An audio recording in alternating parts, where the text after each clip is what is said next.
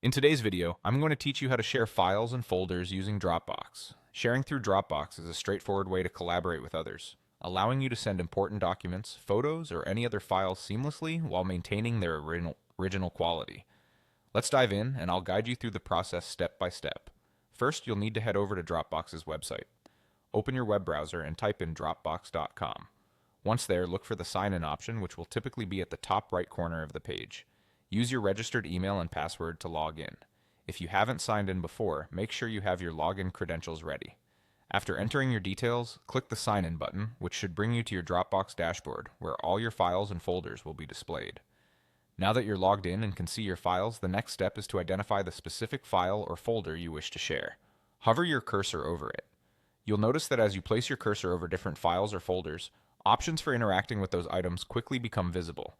This design choice by Dropbox makes it very easy to access the functionalities you need without cluttering up your view until necessary.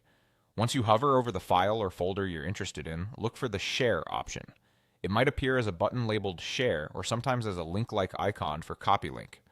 Clicking on Share or Copy Link is your gateway to generating a link you can send to others. This link will direct recipients to the file or folder on your Dropbox account, enabling them to view or download it, depending on the permissions you set. After clicking, a pop-up window usually appears to give you different sharing settings and permissions. Here you can choose whether your collaborators can view or edit the file or folder.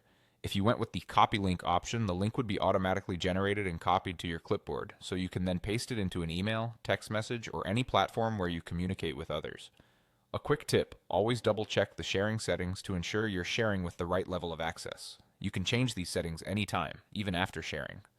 That's it. With these steps, you should have the know-how to share any files or folders through Dropbox. Thank you for watching. If you found this video helpful, don't forget to like and subscribe for more tutorials. Happy sharing!